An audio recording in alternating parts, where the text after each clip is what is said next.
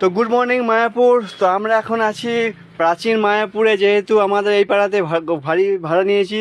তো প্রথমে কিনে নিলাম প্রাচীন মায়াপুরে গিয়ে সবজি বাজারে ফুলকপি আমাদের এখানের মতোই দাম 20 টাকা, কিন্তু আলুর দাম বেশি।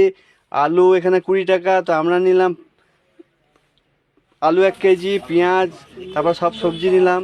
তো সবজি নেওয়ার পরে দেখো মুড়ি নিয়েছি, মুড়ি চপ আর হচ্ছে ফুলকপির তরকারি করব, আর বাদ বাকি সবজিগুলোও নিচ্ছিলাম। তো খুব সুন্দর সুন্দর সবজি। দাদা সকালবেলা চলে এসছে, এতে তখন বাজে 8টা। তো 8টার সময় আমরা সবজি বাজার থেকে খানিকটুকু গিয়েই দেখছি একটা মাছের মার্কেট, কাতলা মাছ। তো মাছের মার্কেটে গিয়ে তো প্রথমে নজর পড়ে গেল একটা 5 কেজি, 5 কেজি হবে নাকি? তো একবার জিভে জল জলের মতো অবস্থা। দামটা জিজ্ঞেস করলাম তো জল বেরিয়ে গেল। 550 টাকা কেজি। কত আমরা নিলাম মাত্র 700 গ্রাম। 500।